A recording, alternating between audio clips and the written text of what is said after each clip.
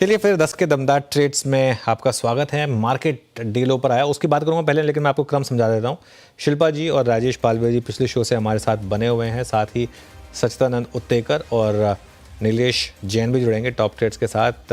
Helios India के CEO Dinshaw ईरानी से बात होगी। वहीं मार्केट टेक्निकल्स पर केडियानॉमिक्स के फाउंडर सुशील केडिया से एक विस्तृत चर्चा करेंगे। ये सब कुछ लाइंड अप है कुछ ही देर में आपके लिए शो पर, लेकिन पहले मार्केट का रुख करते हैं। जैसा मैं कह रहा था, सेंसेक्स में नज़र रखिए, 74,000 ब्रेक करने की तैयारी कर रहा है और अब डे लो पर आ गए हैं हम 73,910 पर। निफ्टी भी डे लो पर 22,400 के करीब, बैंक निफ्टी भी डे लो पर। हम हैं ग्रीन में, लेकिन ध्यान रखिएगा गैप अप पर बाइंग करने वालों को पैसा नहीं बना होगा। जैसे कल गैप डाउन में सेल करने वालों का पैसा नहीं बना, ऐसे ही आज गैप अप में बाय करने वालों का पैसा नहीं बना। ये मार्केट काफ़ी इंटरेस्टिंग है। एडवांस डिक्लाइन अभी भी काफ़ी स्ट्रांग है, मिड कैप में अभी भी रौनक है, लेकिन कुछ स्टॉक्स हैं जहां पर अब थोड़ा सा सेलिंग प्रेशर आना शुरू हुआ है। डिलीवरी उनमें सबसे ऊपर है 6%। और आप देखिए कुछ गैस स्टॉक्स IGL, MGL, जहां पे वो जो प्राइस हाइक थी वो थोड़ी कम हुई थी एक्सपेक्टेशन से, वहां पर थोड़ी सेलिंग शुरू हुई है।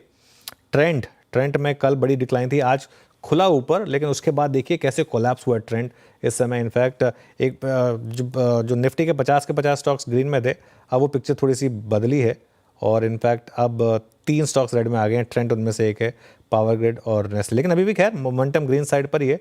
तो गेनर्स की बात करते हैं। श्रीराम फाइनेंस अब top gainer 4.5%, MCX 4.5%, Titan 4%, PB fintech, Cholamandalam, PNB housing, Bombay stock exchange, Bharat electronics, SBI, ये कुछ स्टॉक्स हैं जो अभी भी ग्रीन में ट्रेड कर रहे हैं। बिरू जैम, ये थी अब तक की इस कार्यक्रम की अब तक की छोटी सी समरी। अब एक काम करते हैं, पैनल से ट्रेड लेना शुरू करते हैं। पैनल आपकी स्क्रीन पे है। शिल्पा जी पिछले कार्यक्रम से इस कार्यक्रम में भी शिरकत करेंगे और बाकी सचिन जी फ्रेश पर्सपेक्टिव लेके, नीलेश जी फ्रेश पर्सपेक्टिव लेके और राजेश पालवे जी। आप सभी को नमस्कार, कार्यक्रम में स्वागत है। सचिन, इस वक्त की आपकी 2 कॉल्स क्या हैं? Good morning Maninder ji, good morning Anuj ji, good morning to all the panelist. यहाँ पर एक लॉन्ग शॉर्ट रेशियो रखना है। एक अच्छा उछाल एक्सपेक्टेड था इंडेक्स पे, 22,500 का लेवल इसने काफी अच्छी तरह अचीव किया है। तो मुझे लग रहा है थोड़ी देर तक वॉलेटिलिटी थोड़ी सी हावी होगी, बट नीचे मुझे लग रहा है 22,200 के आसपास एक काफी अच्छा सपोर्ट है। तो इसी रेंज में शायद आज निफ्टी ऑस्किलेट करे। उसकी वजह से मुझे लग रहा है एक काफी अच्छा फिल्ट्रेशन प्रोसेस यहाँ पर चल रहा है, जहां पर NBFC बैंकिंग फाइनेंस काउंटर्स पे काफी अच्छी तेजी नजर आ रही है। वहां पर हमने जो चूज किया है वो है बजाज फिनसर्व का सेटअप। मुझे लग रहा है यहाँ पर जिस इंटेंसिटी से इसने 1900 लेवल को पार कर दिया है, प्रीवियस डे स्विंग हाई को निकाल दिया है, तो यहाँ पर एक लॉन्ग बायस रखना चाहिए। ओवरऑल स्ट्रक्चर तो इंडिकेट कर रहा है कि एक काफी बड़ी तेजी के लिए वेल पोजिशन है। तो फिलहाल ट्रेडिंग के लिहाज से, मोमेंटम के लिहाज से मुझे लग रहा है यहाँ पर 1880 के स्टॉप लॉस के साथ फ्रेश लॉन्ग पोजीशंस बनाने होंगे। पहला टारगेट होगा अराउंड 2010 का, सेकंड टारगेट होगा अराउंड 2065 का। जो शॉर्ट साइड है मुझे लग रहा है वहां पर भारत फोर्ज का डेटा अभी भी नेगेटिव प्लेस्ड है। एक अच्छा उछाल जरूर यहाँ पर नजर आया था, बट जिस तरीके से वापस स्लिपेजेस आ रहे हैं, क्लियरली थोड़ा सा यहाँ पर मुझे लग रहा है अनफिनिश्ड बिजनेस है। तारीफ के वजह से शायद हो सकता है कि इस पर्टिकुलर स्टॉक पे थोड़ा सा और दबाव रहे। जो ट्रेडिंग टारगेट है मुझे लग रहा है 910 के आसपास प्लेस्ड है, बट पोजिशनली मुझे लग रहा है 870 के लिए यहाँ पर फ्रेश शॉर्ट्स अभी भी डिप्लॉय करने की सलाह होगी। 955 के आसपास के फ्यूचर्स ट्रेंड हो रहे हैं। सो अप टू 962 अगर पुल बैक मिल जाता है तो और भी एडिशंस किए जा सकते हैं। On the higher side stop loss आपको 974 पे लगाना है ऑन क्लोजिंग बेसिस।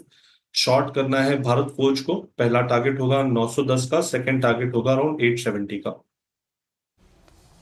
ओके, यहाँ पे सेल कुछ ट्रेड्स आते हुए सचिन जी की तरफ से। Bharat for sale for a possible target 910, 870, 974 का यहाँ पे स्टॉप लॉस है। दूसरी कॉल दिखाइए प्लीज सचिन की। भारत फौज एक कॉल है सेल, और पहला ट्रेड क्या था मैं वो उसके ये है बजाज फिनसर्व बाय और 2010 के लक्ष्य के लिए। नीलेश, गुड मॉर्निंग, आपके 2 ट्रेड्स इस वक्त के। मॉर्निंग वीरेन जी, मॉर्निंग एवरीवन। हाँ, देखिए बैलेंस अप्रोच यहाँ पर हम रख के चल रहे हैं, जिस हिसाब से मार्केट में वॉलेटिलिटी देखने को मिल रही है। हालांकि बायस थोड़ा सा पॉजिटिव साइड में जरूर है, बट हो सकता है प्रॉफिट बुकिंग ऊपरी स्तरों से देखने को मिले। तो स्टॉक स्पेसिफिक सबसे पहले लॉन्ग साइड में यहाँ पे Cholamandalam finance, overall NBFC space में काफी अच्छा अट्रैक्शन है। बजाज ट्विंस ऑलरेडी एक काफी अच्छा स्पर्ट दिखा रहे हैं। चोला फाइनेंस में भी यहाँ पे एक फॉलोअप मूव हम एक्सपेक्ट करके चल रहे हैं। काफी अच्छा सपोर्ट यहाँ पे कल स्टॉक ने लिया था, आज एक फॉलोअप मूव हम देखने को मिल रहा है। और ऊपरी स्तरों पर ये जो मोमेंटम है वो एक्सटेंड हो सकता है। 1470 से 1490 तक की अपसाइड हमें यहाँ पे देखने को मिल सकती है। 1442 के आसपास फ्यूचर में ट्रेड हो रहा है। 1420 का स्टॉप लॉस रखना होगा 1420 का, एंड 1460 1490 तक की अपसाइड हमें चोला फाइनेंस में देखने को मिल सकती है। वहीं बिकवाली वाले ट्रेड में ट्रेंड का फ्यूचर बेचने की सलाह होगी। यहाँ पे कल हमें बड़ी गैप डाउन देखने को मिली थी और आज भी ये काउंटर कोई रिस्पाइट नहीं दिखा रहा है, तो एक follow up move on the lower side हम यहाँ पे एक्सपेक्ट करके चल रहे हैं। गिरावट थोड़ी और गहराती हुई नजर आ सकती है। 4600 से लेके 4560 4560 तक की डाउन साइड यहाँ देखने को मिल सकती है। तो थोड़ा सा अगर पुल बैक 4760 4750 की रेंज में मिलता है तब इसे बिकवाली करने की सलाह होगी। 4870 का स्टॉप लॉस होगा एंड डाउन साइड में 4600 से 4550 तक की डाउन साइड देखने को मिल सकती है। ओके, चलिए आप चलते हैं शिल्पा जी के पास। शिल्पा जी बताइए आपकी इस समय की 2 ट्रेड्स। जी मेरा पहला रहेगा सेल यहाँ पे पेट्रोनेट मुझे लगता है कि एक अच्छे ब्रेकडाउन की तरफ जा रहा है, जहाँ पे यहाँ पे लेवल्स 250 के भी आ सकते हैं। 270 के नीचे तो इसमें बहुत ज्यादा अग्रेसिव सेलिंग आप देखते हुए मिलेगा। तो यहाँ पे 270 का पुट जो रफली 9 रुपए 50 पैसे में ट्रेड कर रहा है, आप इसमें पार्टिसिपेट कर सकते हैं। स्टॉप लॉस आप यहाँ पे 6.5 रुपए का रखिए। पहला टारगेट रहेगा 15 से लेके 17 के बीच में, और अगर इसके नीचे भी और ये स्टॉक फिसलता है तो ये टारगेट्स आपको टुवर्ड्स 21 और 22 की तरफ भी मूव करते हुए मिलेंगे। मेरा दूसरा रहेगा बाय रैमको सीमेंट में। रैमको सीमेंट अगेन 920 के ऊपर सस्टेन कर रहा है, तो ये आपका स्टॉप लॉस बनेगा। यहाँ पे लेवल्स ऑफ 960 पहले हैं, अगर ये सस्टेन होता है तो 975 से 980 इसके एक्सटेंडेड टारगेट्स रहेंगे। ओके, राजेश पालवे जी आपकी 2 ट्रेड्स।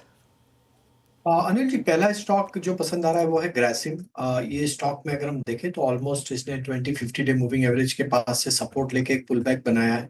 हमें लगता है पिछले दिनों में भी स्टॉक ने लोअर साइड पे जिस तरीके के मल्टीपल सपोर्ट जोन के आसपास से ही रिकवरी यहाँ पे इनिशिएट होते हुए दिखी है, यहाँ पे कंटिन्यूटी रखती है अपसाइड की, और अपसाइड में इसके टारगेट जो बन सकते हैं वो होना चाहिए करीब 2630 2640 की तरफ। तो ग्रेसिम बाय किया जा सकता है विद स्टॉप लॉस ऑफ 2548। एक शॉर्ट साइड का स्टॉक है वो है कोफोर्ज। हालांकि स्टॉक गैप अप ओपन जरूर हुआ है लेकिन वापस से हायर साइड से इसमें सप्लाई बनते हुए दिख रही है। स्ट्रक्चर अभी भी वीक ही है, तो हमें लगता है कोफोर्ज में यहाँ पे डाउन मूव आते हुए दिख सकता है, तो इसे शॉर्ट किया जा सकता है with stop loss of 6540 and down side के टारगेट हो सकते हैं यहाँ पे करीब 6400 से 6380 की तरफ। ओके, चलिए अब एक काम करते हैं, ये इस समय की कुछ ट्रेड्स आपके लिए स्पॉट होती हुई। 73,800 पर सेंसेक्स है, 22,380 पर निफ्टी है।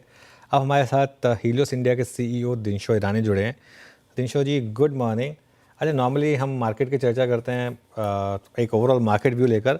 आज मैं एक चर्चा की शुरुआत करूंगा एक ऐसे सेक्टर पर जहां पर आप हमेशा एक आपने ये व्यू रखा कि नेगेटिव थे, आप अंडरवेट थे आईटी, और आपने ये हमेशा एक व्यू कंसिस्टेंट रखा जबकि रैली हुई थी और हमने उस बहुत बड़ी गिरावट देखी। 52 वीक लो पर निफ्टी आईटी को हमने कल आते हुए देखा और सारे large cap IT stocks 52 week low पर आए। तो आपकी कन्विक्शन सही रही।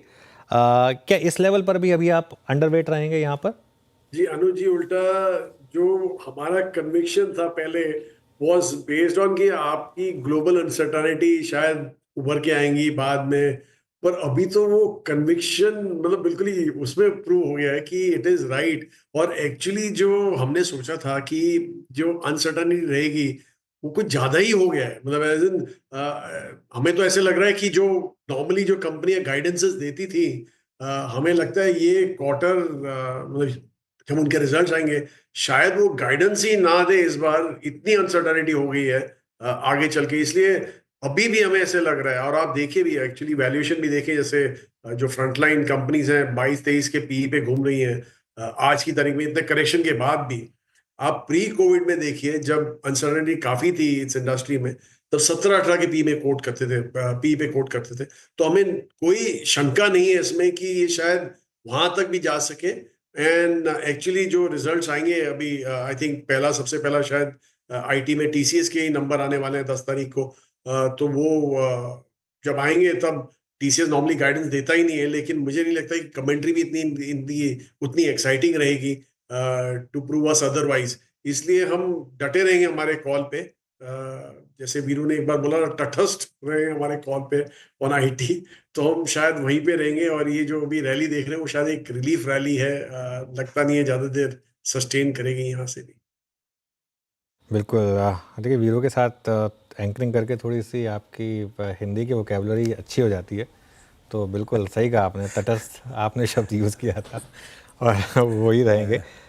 ओवरऑल मार्केट पर क्या व्यू बन रहा है बदिनश्वर जी? ये जो ट्रम्प टैरिफ है, ट्रम्प टेंट्रम है, एक चीज़ तो क्लियर है, सबसे ज़्यादा नुकसान उन्हीं की मार्केट को है और ये बात उन्हें भी पता है। तो कब तक रहेंगे वो अपनी ज़िद में और इसका एंड गेम क्या होगा? जी, जिस हिसाब से उनके कल स्टेटमेंट आए थे उससे हमें ऐसे लग रहा था कि वो तो बिल्कुल ही जैसे बोलते हैं digging trenches to fight a long battle, वैसे उनके स्टेटमेंट आए थे कि ये एक बड़ी लंबी लड़ाई है, हम हमेशा जीत के उभरेंगे, हम स्ट्रॉन्गर निकलेंगे। तो मुझे नहीं लगता कि ट्रम्प इतनी आसानी से बैकआउट करेंगे, इसलिए जो ये आज की रैली जो हम देख रहे हैं वो शायद एक रिलीफ रैली है। और दूसरा जो ये दो इकोनॉमीज बड़ी बड़ी टैरिफ पे जो लड़ाई चल रही है यूएस और चाइना की, वो वर्ल्ड के लिए ही खराब है। मतलब आप सोचिए कि 40-45% ग्लोबल ट्रेड का ये दो इकोनॉमीज कंट्रोल करती है।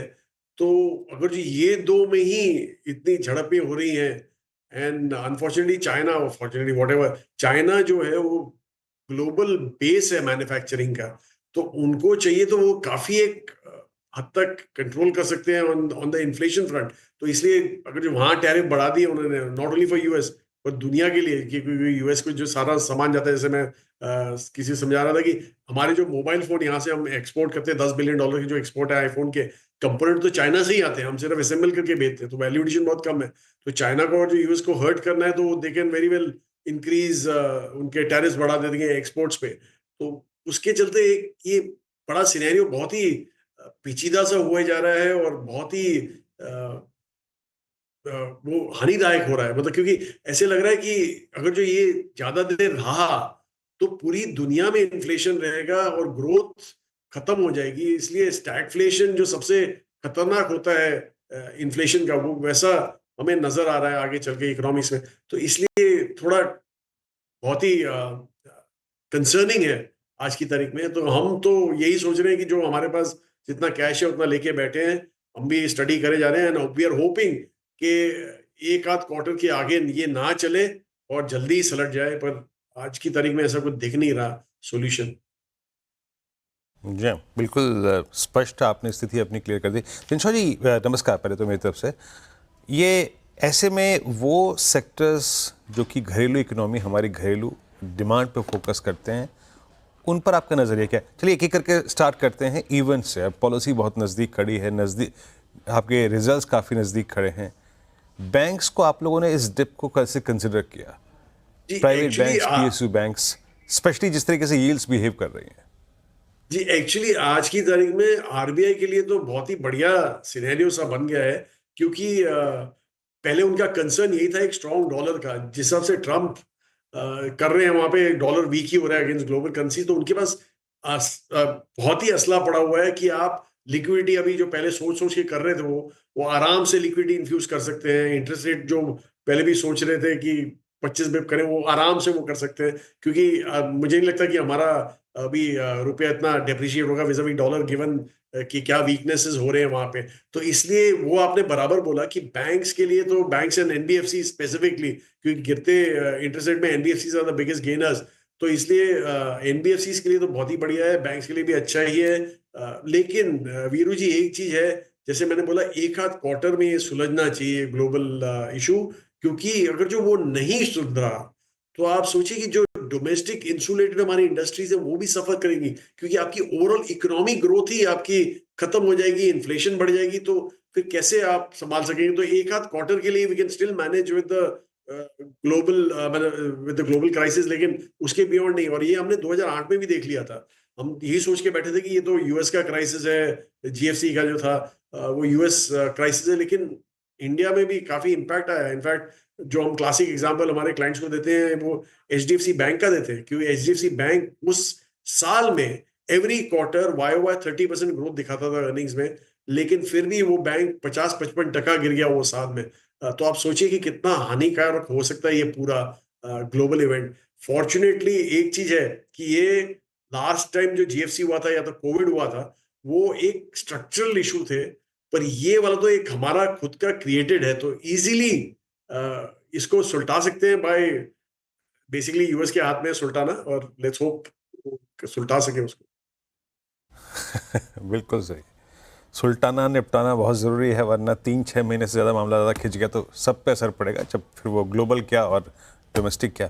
अच्छा, ये क्रूड के धीमेपन को, क्रूड की कमज़ोरी को, आई मीन 65-63 की ट्रेजेक्टरी को आप लोग थोड़ा सा कंसर्निंग मानते हैं, या फिर इसके डिप को आप लोगों ने एक एडवांटेज मानते हुए कुछ स्टॉक्स को लिया है? दिनशॉ जी, क्रूड के मद्देनज़र आप क्या कर रहे हैं इस वक्त? ओएमसीज पे, अपस्ट्रीम कंपनियों पर, या फिर पेंट्स पे, एविएशन पे क्या कर रहे हैं आप इस वक्त? जी देखिए, एक्चुअली ये जो क्रूड का गिरा है वो गलत रीजन से गिरा है। एक तो मेन रीजन तो वही था कि ओपेक ने अपने बैरल्स बढ़ा दिए, क्योंकि उनको अपने दूसरी जो कंट्री है जो फॉलो नहीं करती रूल्स को, उनको लाइन में लाने के लिए। लेकिन जो मेजर रीजन है वो इतना नहीं करना चाहिए था। ओपेक ऑल्सो भी, आई एम श्योर वो भी जरा सरप्राइज हो गए इतना बड़ा फॉल देख के। लेकिन मेन रीजन यही है कि अभी जो दुनिया ये देख रही है कि शायद एक ग्लोबल रिसेशन आने वाला है, उसके चलते oil demand will go down, और इसी के लिए भाव गिरे हैं। तो वो तो आई थिंक एक कंसर्निंग है रीजन गिरने के लिए। जैसे, लेकिन हम एक हमारा हेज फंड भी रन करते हैं, तो दोनों साइड का हम गेम खेलना चाहते हैं। इसलिए हमारे जो डोमेस्टिक म्यूचुअल फंड में हमने हमारे डाउनस्ट्रीम जो रिफाइनर्स हैं वो खरीद लिए, क्योंकि ऑब्वियसली उनको काफी बेनिफिट होता है विद लोअर क्रूड प्राइसेस। और दूसरा, जैसे आपने एविएशन बोला, एक ही स्टॉक है वहां पे जो हमें पसंद है, और हमने उल्टा थोड़ा उधर भी ऐड किया कि उसके लिए तो बहुत ही बड़ा बेनिफिट हो जाता है ये इसमें।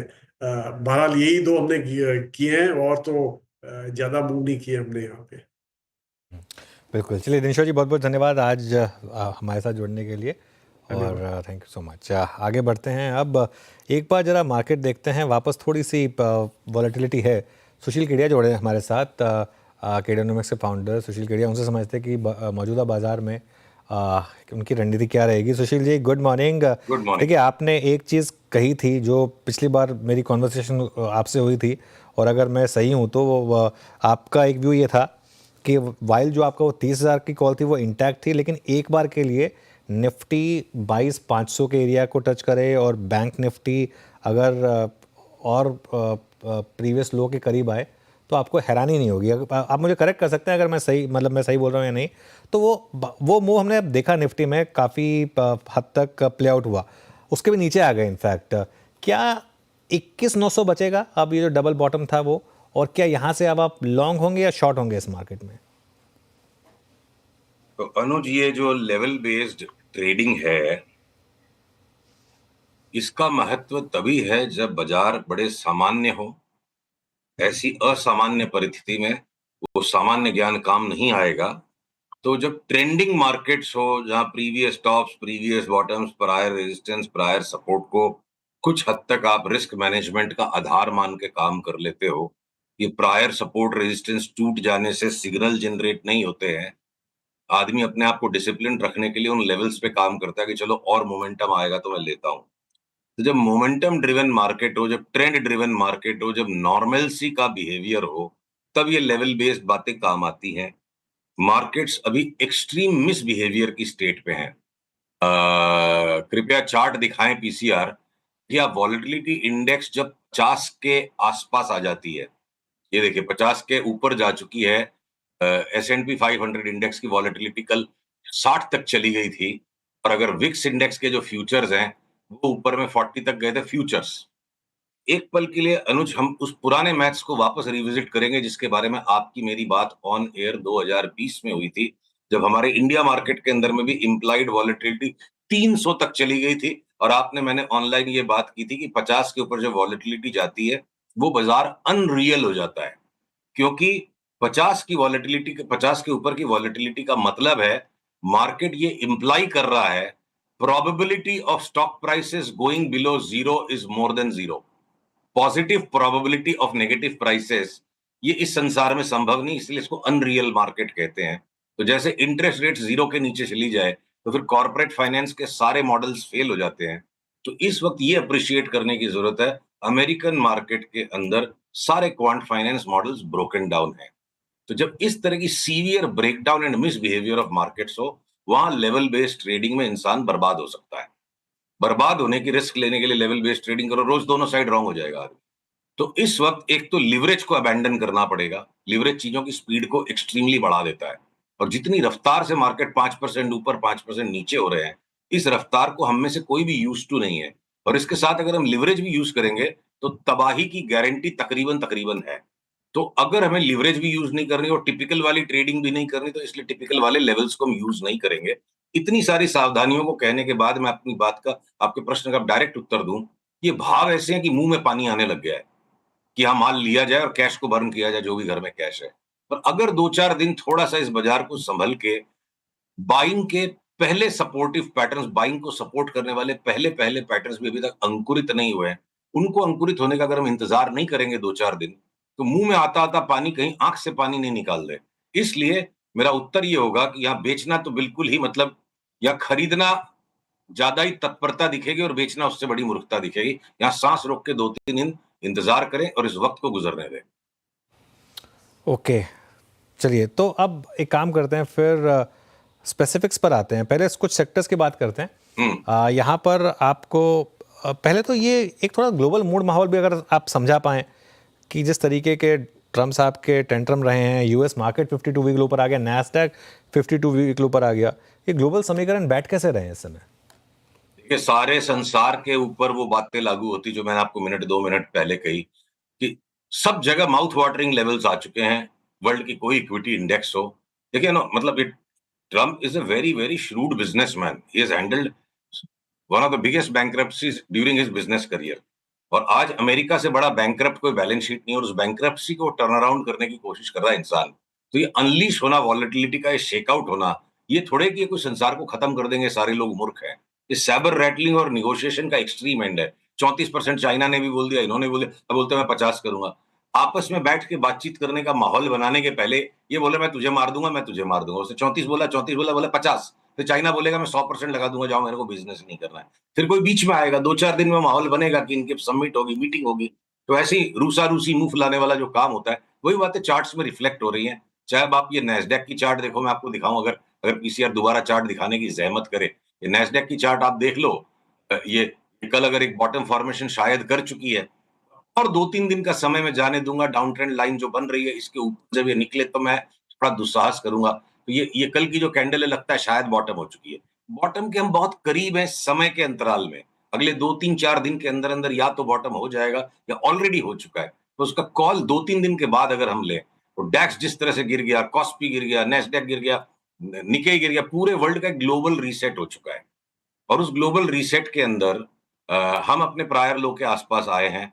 तो अनुज, चाहे वो इंडिसेस हो चाहे इंडिविजुअल स्टॉक्स हो, अब जिस तरह से नाइक को कूट दिया गया, नाइकी को देखिए आप, नाइकी की चार्ट को, हमने अपने निवेशकों को 4 दिन पहले इसका कॉल दिया कि नाइकी यहाँ से 5 to 6 बैगर हो सकती है अगले 1.5 साल में। इस ग्राफ के ऊपर की जगह आएगी नहीं, कहाँ तक ऊपर जा सकती है। 300 तक की फोरकास्ट बन रही है 55 के स्टॉक पे। तो उसको एक ही दिन में नहीं लेना है, 70 के ऊपर जाएगा तब तक पूरी पोजीशन बनेगी। तो जिस नाइक को सबसे ज्यादा डैमेज कर दिया गया इस टैरिफ वॉरफेयर के अंदर, एक अमेरिकन कॉर्पोरेशन, वर्ल्ड में उसकी 40 जगह फैक्ट्री बन गई। अब वहां से वो अगर अमेरिका में एक्सपोर्ट करेगा, तो एक अमेरिकन कंपनी को अमेरिका के टैरिफ पनिश करेंगे। एप्पल इंडिया से इतने फोन को आउटसोर्स कर रहा है वापस, यहाँ से एप्पल अपने ही फोन उठा रहा है, और इसलिए एप्पल को पनिश करेगी अमेरिकन पॉलिसीज। ये एक बार जो इरेशनैलिटी बनी है, ये सेटल डाउन होगी अगले 5-7-8 दिन में। इस पैनिक में, पैंडेमोनियम में बहुत बड़ी अपॉर्चुनिटीज निकलेंगी। पर अपनी बात को वापस समेटूं, मुंह में जो पानी आ रहा है, अगर थोड़ा सा सहेज के, संभाल के, इसको सलीके से हम नहीं खाएंगे, तो मुंह से निकलता पानी क्या पता आंख से निकल जाए। बहुत तीखी मिर्चियां हैं, तो देख देख के भी खाना है। अगले 3-4-5 दिन में हो सकता है बाजार बहुत बड़ी करवट ले ले, और हमें थोड़ा सावधान रह के वॉच करना चाहिए। अच्छा, मुझे तो पता ही नहीं था कि नाइकी लिस्टेड स्टॉक है। मैं तो खैर कॉलेज में फेवरेट ब्रांड हुआ करता था, अब तो खैर नहीं है, लेकिन पता नहीं मुझे कि लिस्टेड था ये स्टॉक।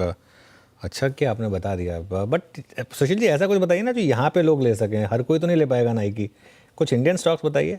तो जितना भी है पूरा मार्केट देखिए, कुछ दिनों के लिए मान लीजिए अगर बैंक से भी नहीं घटे, वो कोटक महिंद्रा नहीं घटा, वो एक्सिस बैंक अगर नहीं घटा, और लोग ये जो मन गढ़ंत बातें जोड़ रहे हैं कि अभी टैरिफ का असर पड़ेगा नहीं एनबीएफसी पे और बैंक्स पे, इसलिए उनको ले लो। बाकी पूरे शहर भर में दंगा मचा हुआ है, तो जो 2-4 गलियों के अंदर में आफत नहीं पहुंची है, वहां जाके छिप जाओ, दंगा वहां पे भी आएगा। मार्केट की बीटा सब चीजों को इंपैक्ट करेगी। ऑलरेडी प्राइस्ड इन सारी चीजें। अगर सारे प्राइवेट बैंक्स के चार्ट्स, हमने पहले ही बात की थी कि एक्सट्रीम डाउनसाइड उनमें बनेगा आगे चल के। तो जैसे टैरिफ वार की सिचुएशन सलटेगी और वो जो बड़े बड़े बैंकर्स की बातों को लोग अभी इग्नोर कर रहे हैं कि डिपॉजिट साइड में बहुत प्रॉब्लम्स है प्राइवेट बैंक्स में, cost of deposits is a sign of big worry, और प्रॉफिट क्रश आ जाएगा अगर प्राइवेट बैंक्स में अगले 2 क्वार्टर में प्राइवेट बैंक्स के अगर स्टॉक प्राइसेस धराशायी हो जाए, और उसी तरह जो लेंडिंग के अंदर में लगी हुई, खाली प्योर लेंडिंग में लगी हुई एनबीएफसीज है वो घटी नहीं है, तो जो क्राइसिस हो चुका है जहां आईटी स्टॉक्स एकदम बॉटम ऑफ द बैरल पे, उनको लेंगे नहीं और हम सेफ्टी में जाके बैठे रहेंगे, तो ये हाइपर इंटेलिजेंट हो जाने से कोई अच्छा इन्वेस्टर बन जाएगा, मैं नहीं मानता हूं। तो मैं अभी भी एनबीएफसीज और प्राइवेट बैंक्स में से पैसे निकालने की सलाह हमने अपने निवेशकों को दी है, वही आपके दर्शकों को भी हम बताएंगे। और अगले 2-4 दिन में जब भी ये बाजार घूम जाता है तो पीएसयू बैंक्स, आईटी के स्टॉक्स, रिलायंस, आपके जितने भी एफएमसीजी के स्टॉक्स है, सबसे पहली बड़ी बाइंग हम उसमें ही करेंगे। हो सकता है ऑलरेडी बॉटम कल बन चुका, हो सकता है 3-4 दिन बाद बने, और फिर ओवर ए टाइम हम देखेंगे। अब जैसे टेक्सटाइल के अंदर में अगर कोई हमें लगा कि मन में सबने सोच लिया कि टेक्सटाइल में अगर बांग्लादेश वियतनाम को पनिश किया तो हमारे यहाँ फायदा होगा, मैंने सारी टेक्सटाइल्स की चार्ट को रिव्यू किया, तो जो हिम्मत सिंह का साइडी में हमारा 4 महीने पहले बाई कॉल आया था, अब हायर बॉटम बन गया, उसके सिवा और कोई भी टेक्सटाइल स्टॉक्स में कोई बहुत सस्टेनेबल अप मूव बन जाएगी ऐसा नहीं दिख रहा है, सब में खाली एक फेक रैली दिख रही है। तो मैं सारांश करूं बात का, न्यूज़पेपर को पढ़कर और अपनी सीमित बुद्धि के ऊपर कल्पना करके प्रोजेक्शन कर लेना फंडामेंटल एनालिसिस नहीं है, ये सिर्फ कल्पनात्मक एनालिसिस है, और कल्पनात्मक एनालिसिस को फंडामेंटल एनालिसिस के लिफाफे में डाल के चलाते रहना बहुत घातक हो सकता है। तो उन बातों में न पड़े, इसीलिए भाव के भी मूवमेंट को देखिए कि मार्केट किन फंडामेंटल्स को प्राइस इन कर रहा है। तो आपका जो प्रश्न है कि क्या लेना है, लेना वही यूजुअल चीजें हैं जिनकी बहुत पिटाई हो चुकी है, खाली उनमें रिवर्सल के कन्फर्मेशंस आने दीजिए। भय के वातावरण के अंदर में सबसे ज्यादा सेफ बेट जिसमें इक्वली गुड रिटर्न्स बन जाएगी, वो चाहे आपकी टाइटन हो, चाहे एशियन पेंट्स हो, चाहे हिंदुस्तान लीवर हो, चाहे आपके टाटा कंज्यूमर हो, ये सारी सेफ गुड बेट्स जिनमें सब में 30-40% का अपसाइड है, हम पहले उनको लेंगे। जो आईटी के स्टॉक्स को बहुत ज्यादा क्रश कर दिया गया है, जैसे उनमें रिवर्सल सिग्नल्स कंफर्म होंगे, अब उनमें बड़ी बाइंग करेंगे for playing a new high. जो रिलायंस को बिल्कुल पीट दिया गया, रिलायंस जियो फाइनेंस को बिल्कुल पीट दिया गया है, जो और घटने को रेडी नहीं है, हम उनको लेंगे, और फिर ओवर ए टाइम एक एक करके सारे सेक्टर्स बनेंगे। तो क्या नहीं लेंगे? सीमेंट नहीं लेंगे, क्या नहीं लेंगे? बैंक नहीं लेंगे, प्राइवेट बैंक्स और एनबीएफसी नहीं लेंगे, बाकी जगह पे थोड़ा लार्सन एंड टूब्रो अगर एकदम क्रशिंग पॉइंट पर आ चुका है और कल शायद उसने बॉटम कैंडल भी बना दिया, और 2 दिन के बाद मेरे को कंफर्मेशन मिलेगा तो हम लार्सन एंड टूब्रो लेंगे, टाइम टू टाइम वाली बात है। ओके, चलिए सुशील जी, बहुत बहुत शुक्रिया आज हमारे साथ जुड़ने के लिए और इन सब टॉपिक्स पे बात करने के लिए। अगले मंगलवार फिर बात करेंगे आपसे। Thank you so much. इस शो को समेटने का समय आया यहाँ पर, और कंचन और श्रेया स्टूडियो में आपको दिखाई देंगे। आपको पता था नाइकी लिस्टेड है? वीरू, आपको पता था नाइकी लिस्टेड है? मैं तो अभी देखा। हाँ। और गजब चार्ट है, परसों किसी को सुन रहा था हाँ, कि ट्रेड वॉर के बीच में, तो उनका एनालिसिस सुन रहा था मैं यूएस मार्केट में, तभी गजब चार्ट है। जब मैंने नाइकी का पहला जूता लिया था उस समय अगर उसका स्टॉक ले लेता तो अच्छा रहता। खैर एनीवे, ये सब एनालिसिस चलता रहेगा। इस शो को यहीं समेटेंगे और ब्रेक के बाद कंचन और शेयर लेकर आएंगे ट्रेडर्स हॉटलाइन।